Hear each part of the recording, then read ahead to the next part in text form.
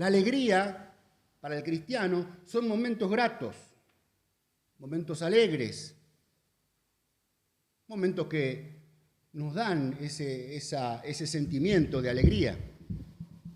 Pero el gozo es otra cosa para el cristiano.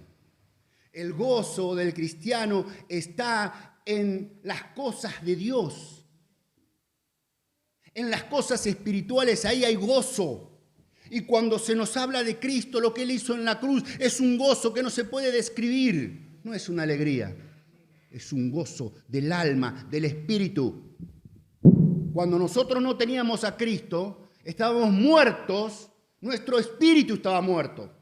Nuestro espíritu que nos conectaba con Dios, ese que murió cuando Adán pecó. Por eso estábamos muertos. Sí, andábamos, tenemos nuestra alma. Todo el mundo tiene sus almas. Y Dios vino a rescatar ¿a qué? Las almas. Pero el espíritu que nos conecta con Dios, porque Dios ¿qué es? Es espíritu, dice la Biblia. Dios es espíritu. Y para comunicarnos con Dios tenemos que estar vivos espiritualmente. Y eso es lo que resucitó cuando nosotros aceptamos a Cristo. Eso es lo que vivió nuestra vida cuando nosotros aceptamos a Cristo. El gozo es una cosa para el cristiano cuando estamos gozosos. Es porque tenemos una comunión con Dios, porque estamos pensando en las cosas de Dios y eso nos da gozo. Un gozo que a veces no podemos describir. ¿Por qué está llorando ese hermano? ¿Por qué llora? Llora de gozo, llora de alegría. Porque Cristo entró en su corazón y conocemos las cosas espirituales. Dios ha abierto nuestros ojos. Hermanos, quería compartir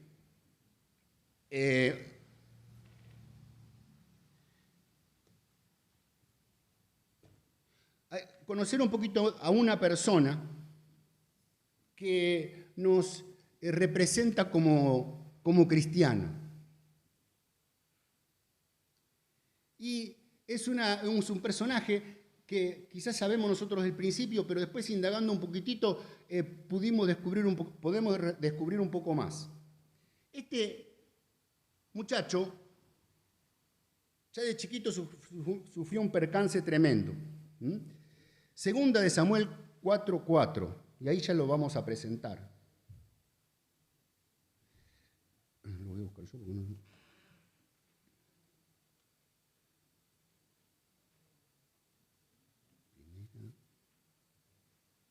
Segunda.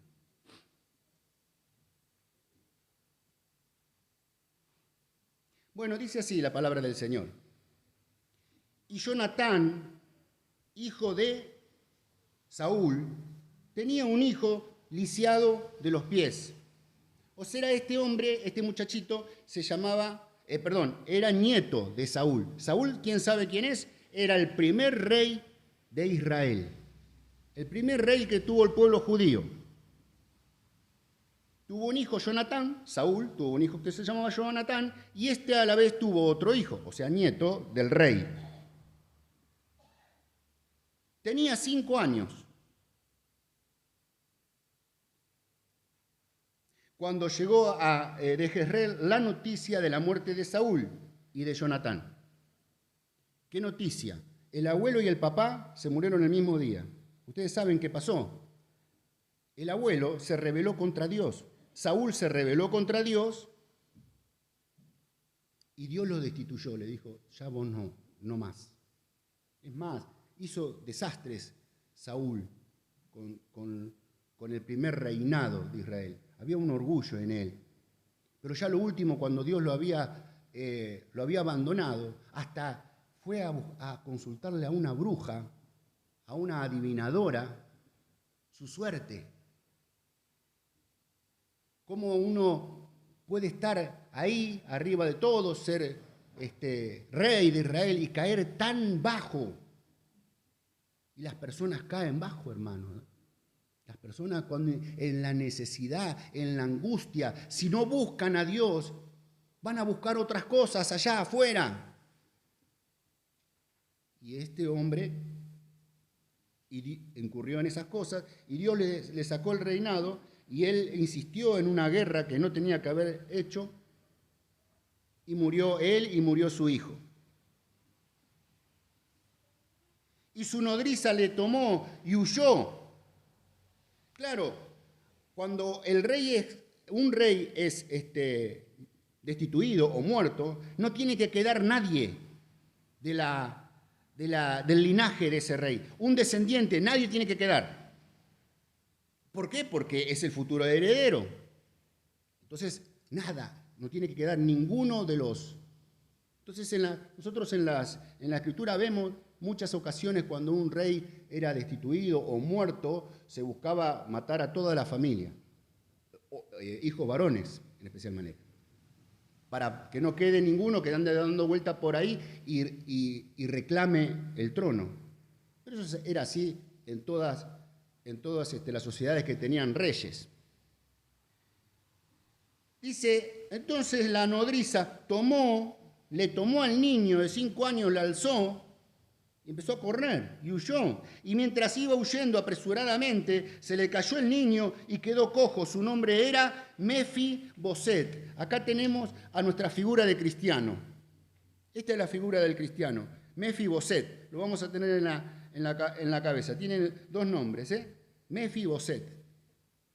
Hay una contradicción ahí. ¿Qué es lo que quiere decir el nombre? Pero no vamos a meternos en eso. Mefiboset. Muy bien. Vamos a 2 de Samuel 9:1. ¿Qué pasó con este? Nada, ahí termina el primer nombramiento de la Biblia de Mefiboset. Ya no se habla más. Se vuelve a hablar, ¿cuándo?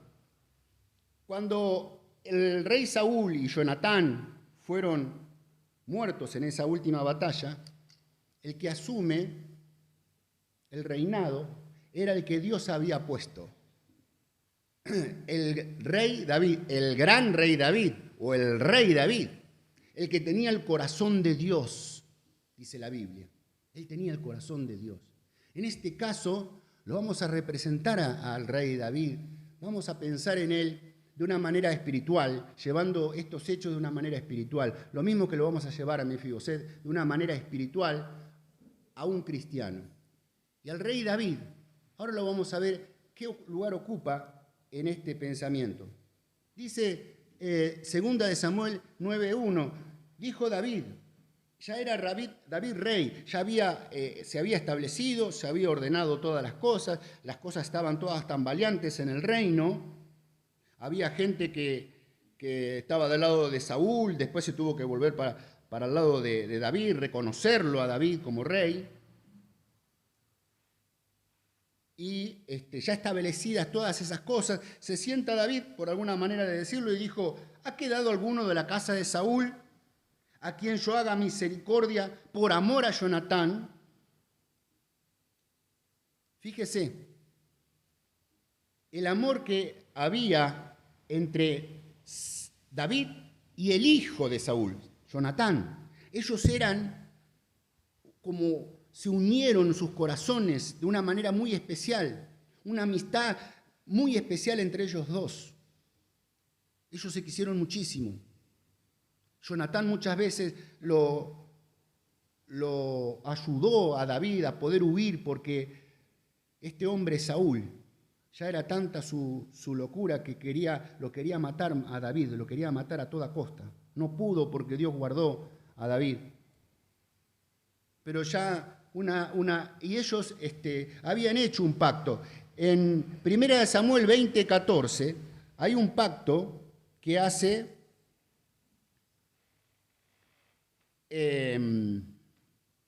hay un pacto entre David y el hijo de Saúl. Dice, y si yo viviere, harás conmigo misericordia de Jehová para que no muera, y no apartarás de tu misericordia de mí, casa para siempre.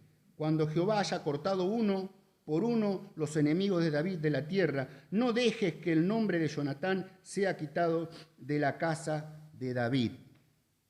Eso le pidió Jonatán. Jonatán sabía que David era el próximo rey, o más bien dicho, sabía que él era el rey y que Saúl ya, su papá, no tenía más nada que hacer. Entonces le dijo que no se borre mi casa, no dejes que el nombre de Jonatán sea quitado de la casa de David. Entonces, 16, así hizo Jonatán pacto con la casa de David, diciendo, requiéralo Jehová de la mano de los enemigos de David. Y Jonatán hizo jurar a David otra vez, porque le amaba, pues le amaba como a sí mismo. Ahí hicieron un pacto, David con el hijo de Saúl. Entonces, cuando David ya está establecido, ¿se acuerda del pacto? No me acuerdo qué vi que antes era la mano. La mano, el pacto, la mano, ahí, listo, la palabra. Ahora, dale una palabra. Sí, el auto es tuyo, sí, la mano, sí. Listo, ya está. Ya está, el auto es tuyo. No hay problema. Pero ahora no, ahora si no firmamos papeles, dame esto, dame la garantía, dame esto, el otro. Uno llama y dice, pide algo y está con las dudas de que se lo entreguen, ¿no es cierto? Bueno, muy bien. Entonces, el pacto de David, David se acuerda de ese pacto, entonces dice David, ¿ha quedado alguno de la casa de Saúl a quien haga yo misericordia por amor a Jonatán, ese pacto que había hecho? Y había un siervo de la casa de Saúl que se llamaba Siba, el cual llamaron para que viniese a David. Y el rey le dijo, ¿eres tú Siba? Y él respondió, tu siervo. El rey le dijo, no ha quedado nadie de la casa de Saúl a quien haga yo misericordia de Dios. Y Siba respondió al rey, aún ha quedado un hijo de Jonatán, lisiado de los pies. Entonces acá ya tenemos, no quedó cojo, con una cojera, sino directamente no podía caminar. O sea, no movía de la cadera para abajo, no le movía los pies. Entonces el rey le preguntó, ¿dónde está?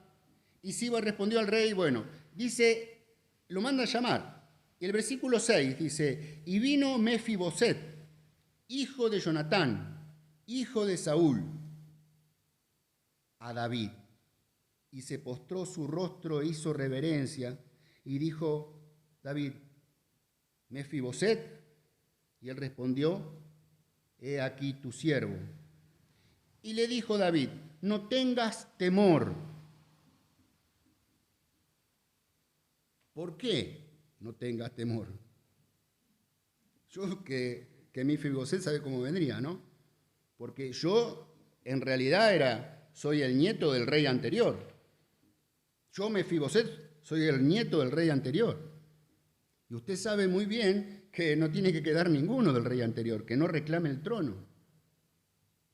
Todavía había en Israel gente que quería a Saúl, entre comillas. Y David le primero que le dice, no tengas temor, porque yo a la verdad haré contigo misericordia por amor a Jonatán, tu padre, y te devolveré todas las tierras de Saúl, tu padre, y tú comerás siempre a mi mesa.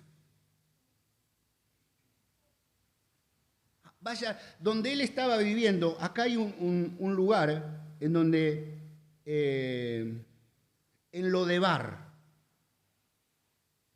donde vivía Mefiboset, Lodebar, era el lugar más seco y de que Lodebar significa algo como que las plantas no crecen. Y ahí iban las personas que estaban afuera de la ley o eran requeridos como para los que estaban infringiendo la ley, que si los encontraban los mataban. Bueno, ahí iban ellos.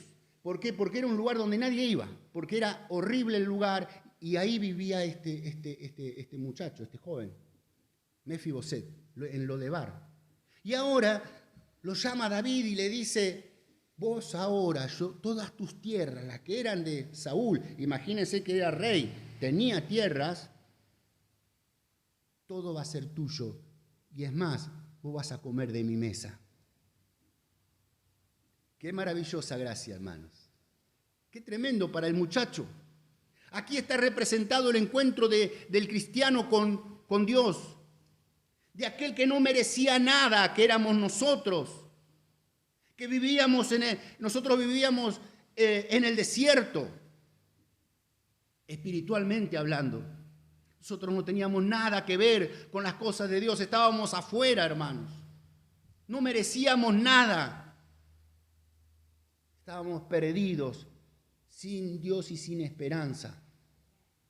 Pero un día Dios nos llama, un día Dios nos dice, vení. Y nosotros con temor dijimos, Señor, yo soy un hombre pecador. Fíjense qué dice este muchacho, este hombre. ¿Qué es lo que dice?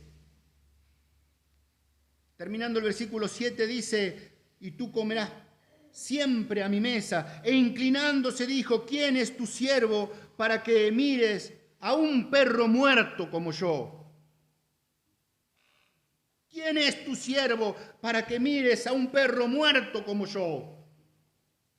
Hermanos, cuando venimos a Jesucristo, nosotros decimos, Señor, ¿quién eres tú? Tú eres Dios, ¿por qué me miras a mí? ¿Por qué tienes misericordia de mí? ¿Por qué tu amor es tan grande? No lo entiendo. Porque nosotros comprendemos cuando recibimos a Cristo lo que es la grandeza del Dios creador. Nos damos cuenta quién es Dios y eso nos sorprende, nos abruma. Y nosotros decimos, Señor, ten misericordia de mí, un pecador. Ten misericordia de mí, un pecador. Como aquel que estaba orando junto al fariseo. Ese oraba y decía, ten misericordia de mí, un pecador. No osaba ni alzar sus ojos al cielo, ni alzar sus brazos, nada, estaba ahí humillado.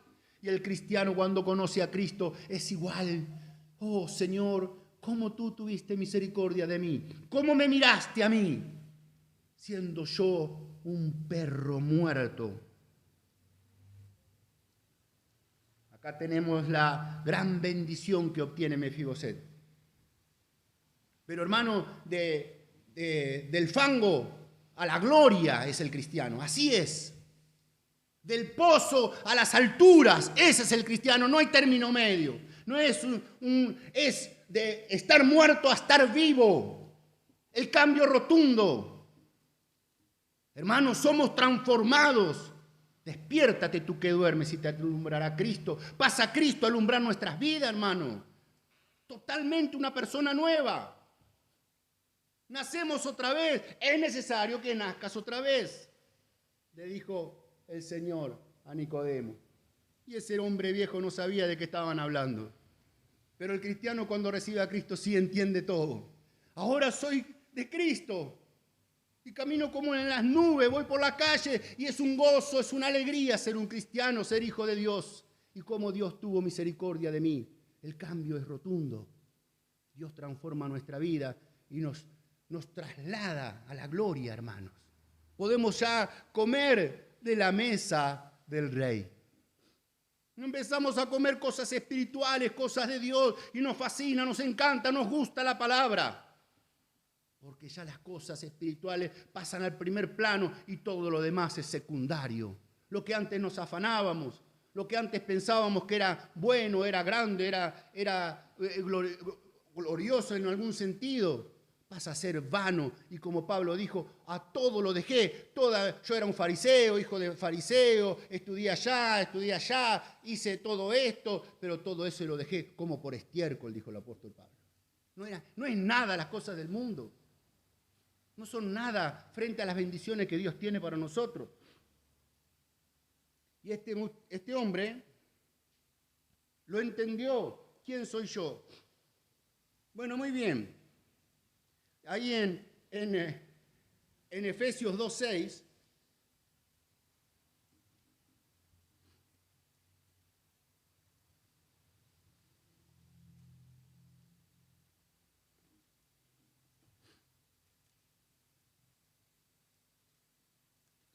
en Efesios 2:6 dice, y juntamente con él nos resucitó.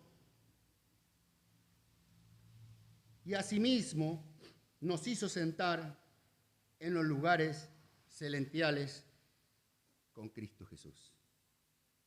Cuando nosotros recibimos a Cristo, Él nos hizo resucitar. ¿Y a dónde nos hizo sentar? Allá. Hay una silla con nuestro nombre. Automáticamente cuando somos salvos, ya nos vamos a sentar. Tranquilo. Tenemos que estar acá un tiempo más. Y este tiempo que Dios nos concede acá, Dios permita que podamos servirle al Señor, hacer cosas para el Señor. Tenemos que trabajar, criar a los hijos, esto que el otro, sí, es verdad. Pero nuestro objetivo en nuestra mente está servir al Señor. ¿Cómo puedo servir al Señor hoy? Mañana cuando nos despertamos, ¿cómo puedo servir? ¿En qué puedo hacer? ¿Qué puedo hacer para el Señor? Está en nuestra mente Cristo, en nuestro corazón el Espíritu Santo, y nosotros somos la luz del mundo. Así que, hermanos, tenemos una silla allá, como este hombre. Le pusieron, esa silla ahora es de Mefiboset para siempre. Mientras yo sea rey, él se va a sentar ahí. Va a comer de la mesa del rey. Lo que yo coma lo va a comer él. Lo que prepárenme las cosas más ricas todavía, porque quiero que él coma rico. Él ya salió de allá, de lo de Bar, salió, ya está. Eso es pasado. Ahora esto es para él. Ahora vamos a ver el cristiano. Porque el cristiano tiene que caminar. Como el libro ese, el camino del cristiano, ¿cómo es? Bueno, muy bien. Segunda de Samuel 19, 25.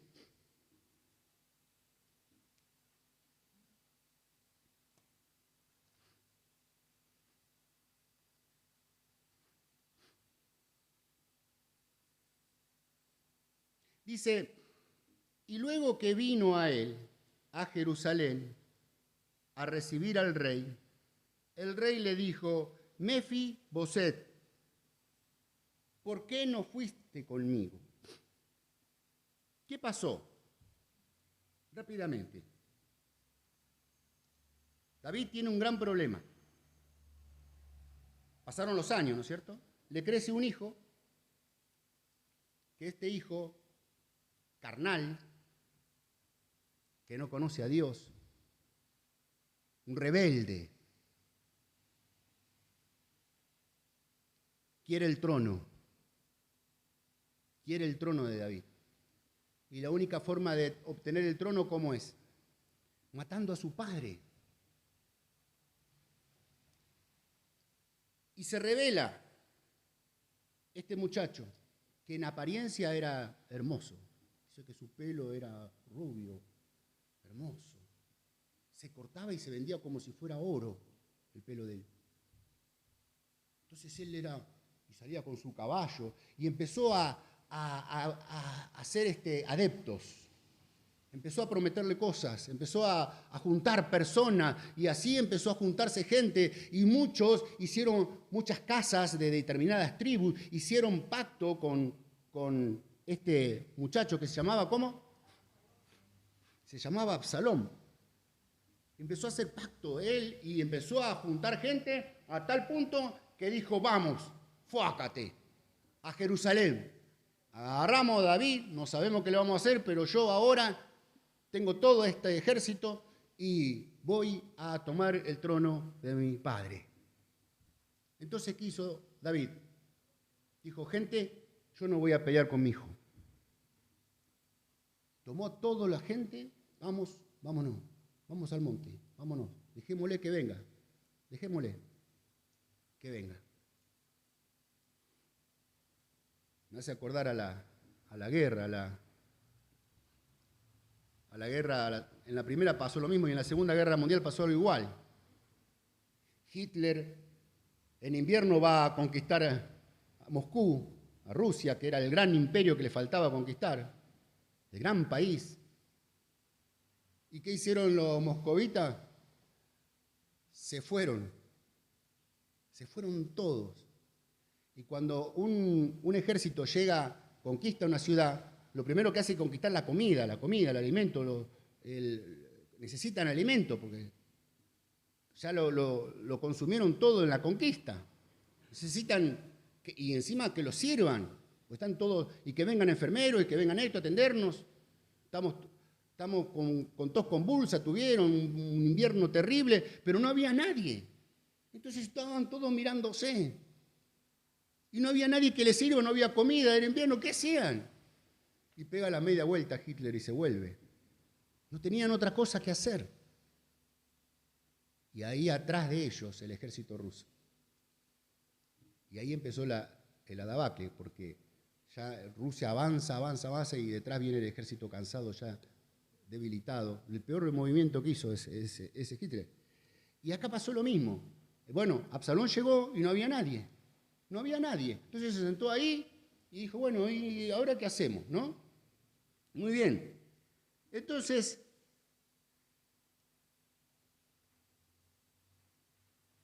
Absalón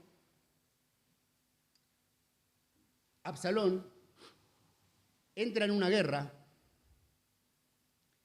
y porque no era la voluntad de Dios que Absalón sea rey. Entonces, ¿qué sucede? Absalón muere. Y cuando Absalón muere, vuelve David a Jerusalén. Entonces vuelve David a Jerusalén. ¿Y qué había sucedido? Mefiboset no se había ido con David, se había quedado en Jerusalén. Hermanos, el asunto es que Mefiboset no se fue con David. Puede que él haya pensado, bueno, me quedo, a ver qué pasa con el nuevo, ¿no? A ver qué pasa, dudo, ¿qué hago? ¿Me voy con David o me quedo a ver con el nuevo, con el hijo? A ver si me congracio, me agarra, toma gracia de mí y bueno, me quedo. Y no lo sé, yo soy, vengo del linaje real, no lo sabemos. Pero el punto principal, que Mefiboset no se fue con David, hermanos. Dejó que David se vaya. Cuando David vuelve, lo primero que le pregunta, lo llama otra vez por su nombre, Mefiboset, ¿por qué no fuiste conmigo? ¿Por qué no viniste conmigo? Él puso pretextos después. O contó, no lo sabemos, si fueron pretextos o contó la realidad. No se sabe, los eruditos ahí hacen un litigio con respecto a eso. Si fue que no pudo o si fue que no quiso. No lo sabemos. Pero sí sabemos una cosa, que no fue. Y una cosa sabemos, que el rey se lo hizo notar. Hermanos, cuando somos cristianos, vamos caminando en la vida del cristiano, a veces no hacemos lo que Dios nos dice. A veces no seguimos al Señor como Dios quiere que le sigamos. Este era Mefiboset, comía en la mesa del rey, pero no lo siguió en su momento que tenía que seguirlo, que tenía que ir detrás de él. Y muchas veces, hermano, tenemos esa debilidad, porque también vivimos y tenemos todavía este lastre que es nuestra carne, que tiene sentimientos y que tiene muchas cosas que nos hacen tambalear y nos hacen dejar de seguir a Cristo como deberíamos seguirle, hermanos. Mefiboset, ¿por qué no fuiste conmigo? ¿Por qué no me seguiste? ¿Por qué, si yo dije que nos vayamos, por qué no seguiste este camino? Y pretexto, ¿qué le vamos a decir?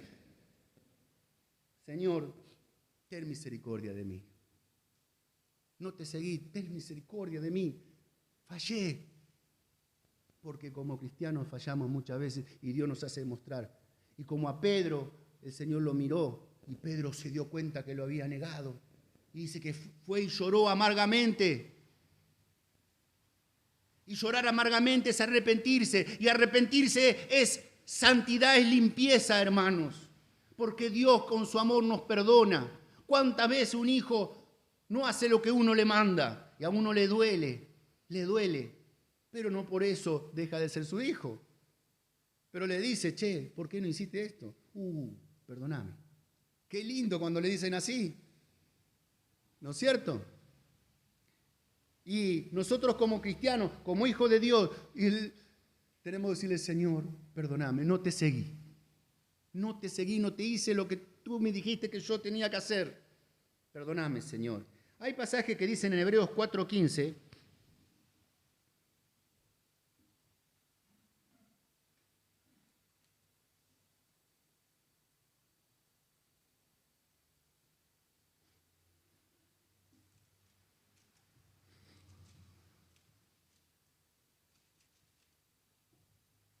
4:15. Porque no tenemos un sumo sacerdote que no se pueda compadecer con nuestras debilidades.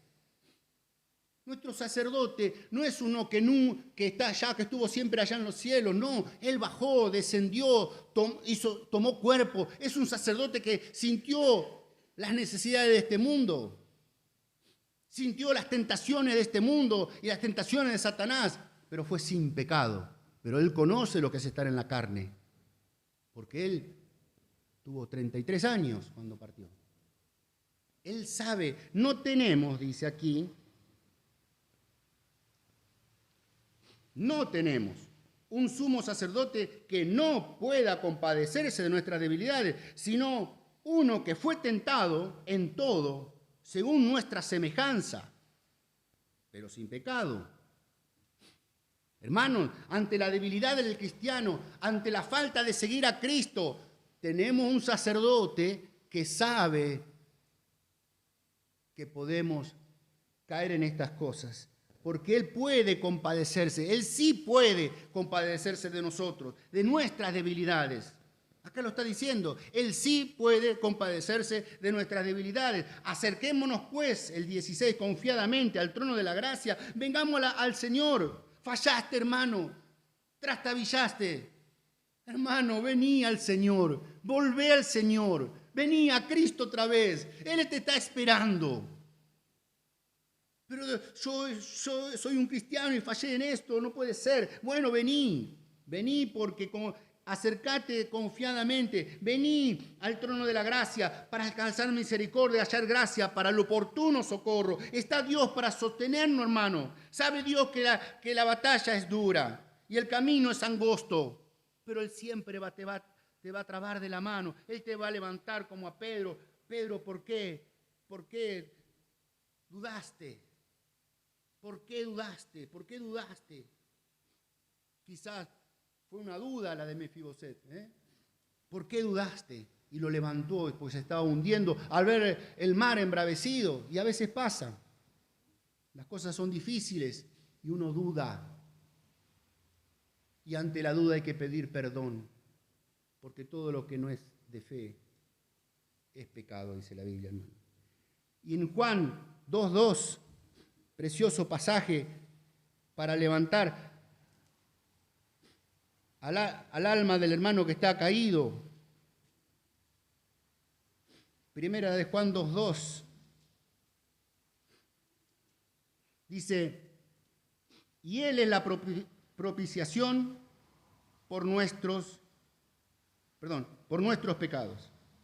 Y no solamente por los nuestros, sino también por los del mundo. Que el Señor dice,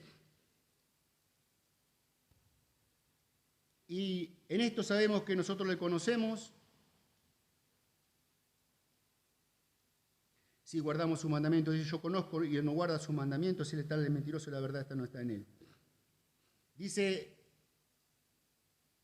es 2:1. Anoté mal acá, me salté un versículo. El principal es 2:1. Dice, hijitos míos, si estas cosas os escribo para que no pequéis. Estas cosas os escribo para que no pequéis. Y si alguno hubiere pecado, abogado tenemos para con el Padre, a Jesucristo, el justo. Hay un abogado, hermanos, y ese es Jesucristo. Si alguno hubiere pecado, hay un recurso. Hay alguien que aboga por nuestra causa. Hay alguien que está para ayudarnos. ¿Amén? Hermano, y este es el camino del cristiano, es cuesta para arriba. Por último, quisiera compartir 2 de Samuel 21:1. La próxima vez que aparece nuestro representante como cristiano, Mefiboset.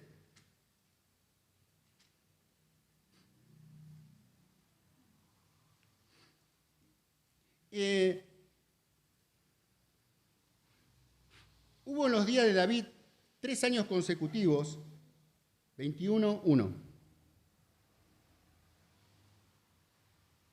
de hambre, 3 años de hambre. Y David consultó a Jehová, ¿qué está pasando acá? No puede ser. las cosas no están bien. No le pregunte al vecino, no le pregunte al ministro de Economía. Las cosas no están bien. Señor, ¿qué está pasando? Señor, ¿qué está pasando? ¿Hay algo que estoy haciendo mal? ¿Hay algo que está mal? ¿Por qué si tenemos un Dios tan grande que escucha nuestras oraciones, por qué no recurrimos a Él ante una necesidad? Señor, ¿qué está pasando? Y David hizo eso, porque ya eran 3 años, era demasiado, ¿no? Y dice, es por la causa de Saúl, por aquella casa de sangre, por cuanto mató a los gabaonitas. Cortito, muy cortito, hermanos. Los gabaonitas tenían un pacto con Josué, ya antes de conquistar la tierra prometida, antes de que Israel se establezca en Canaán, los gabaonitas engañaron a Josué. Porque dijeron, venimos de lejos a verte. ¿De qué tan lejos? Mirá, tenemos toda la barba crecida, abrieron los canastos, tenían el pan todo enmohecido, las odres viejas. Venimos de lejanas tierras, le dijeron los gabaonitas a Josué, cuando Josué estaba conquistando toda la tierra. Y el asunto era que tenía que exterminarlos a todos, Josué, no dejar ningún pueblo. Y resulta que ahí los engañaron. Los gabaonitas engañaron a Josué. ¿Por qué? Porque Josué hizo un pacto con ellos. No, a ustedes no lo vamos a tocar, ustedes son de lejos, a ustedes no lo vamos a tocar. Entonces hicieron un pacto. Y el pacto de Josué era la palabra de Josué contra la palabra de los gabaonitas, o sea, hacia ellos. Entonces con los gabaonitas, engañadores, resulta que vivían ahí a la vuelta de la esquina, para no decir otra cosa. Y cuando Josué se entera, va y le dice, ¿por qué me hicieron esto? Y porque nosotros teníamos miedo, nos ibas a matar a todos. Bueno, se van a quedar con nosotros, pero van a ser nuestros servidores, le dijo. Los gabaonitas representan al diablo, porque el diablo es mentiroso, hermano. Los gabaonitas representan al diablo porque el diablo es el padre de la mentira. Espiritualmente los gabaonitas representaban al diablo. Y ese pacto, Saúl, cuando todo el pueblo de Israel los tenía acá los gabaonitas, pero Saúl más. Y lo empezó a matar. Cuando Saúl fue rey, los empezó a perseguir y a matar, hermanos. Y eso está mal, porque estaba el pacto. Estaba el pacto de Josué, debía todo el pueblo de Israel, porque era un pacto del pueblo de Israel con el pueblo de los gabaonitas, de Gabaón. No los tenían que tocar. Está bien que sirvan, que nos sirvan, que trabajen para nosotros, eso no hay problema. Pero no matarlos no, si era el pacto, que no los iban a tocar. Pero Saúl no lo respetó. Entonces cuando vino David, empezó a ver esta hambre, Dios reclama ese pacto. No lo dejó pasar. No deja pasar las cosas del Señor, hermanos. Por eso al Señor hay que servirle con temor y con temblor, dice, ¿no? Con respeto. Las cosas del Señor no son así nomás. No es que soy salvo y vivo la vida. No, tengo que mirar las cosas de Dios, inquirir en la voluntad de Dios, saber lo que Dios... Por eso tenemos esta Biblia. Es nuestra guía, tenemos que leerla sí o sí. No hay un cristiano que no pueda leer la Biblia, no puede ser, no existe. Porque el cristiano tiene que saber cuál es la voluntad de Dios y la lee. La lee y la empieza a entender, porque nosotros tenemos el Espíritu Santo en nuestro corazón que nos hace discernir las cosas de Dios. Y la Biblia pasa a ser de un libro que no entendemos, un libro que sí lo entendemos, que sí lo podemos comprender, sabemos la voluntad de Dios. Y Saúl sabía que no tenía que tocarlos, pero fue y los tocó. Y los mató a gran parte de esa gente. Entonces, Dios está reclamando acá esto. Entonces, David va y le dice, Gabonitas, sabemos lo que hizo Saúl con ustedes. ¿Qué quieren en recompensa? O sea, en contraparte. Lo que ustedes quieran, nosotros se lo vamos a dar. Y los gabaonitas le dijeron que querían 7. Queremos 7 de la familia de Saúl. Queremos 7 de la familia de Saúl y listo, ya está el pacto. Queremos que maten a 7 de los hijos, de lo que queden de Saúl. Y Saúl tenía familia todavía. Hermana, por allá, no sé. Y entre ellos estaba Mefiboset. Mefiboset era la familia de Saúl. Entraba en la cuenta. Entraba en la cuenta. Pero acá dice la Biblia, porque David se los dio. Y David dice, acá dice en 21:7, y perdonó el rey a Mefiboset, hijo de Jonatán, hijo de Saúl, por el juramento de Jehová que hubo entre ellos, entre David y Jonatán, hijo de Saúl. Es decir, le pidieron 7, pero David dijo, a este no lo tocan. Llévense a estos, pero a él no. Y esto es la protección de Dios para el cristiano. Sepamos, hermanos, que el diablo no tiene arte ni parte con nosotros. Dice la Biblia, y el maligno no le toca. Tenemos nosotros la protección de Dios. Acá vemos en Mefiboset el cristiano protegido por Dios, por la mano de Dios. Jesús le dijo a Pedro, el diablo os ha pedido para zarandeados, pero yo he rogado al Padre para que tu fe no falte. Dios está para sostenernos ante los ataques diabólicos, hermanos. Tenemos de parte de Dios primero, entonces, por último,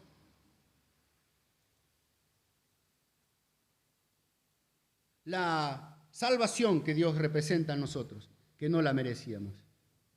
El sostenimiento como cristianos cuando somos débiles. Y el perdón de Dios cuando faltamos.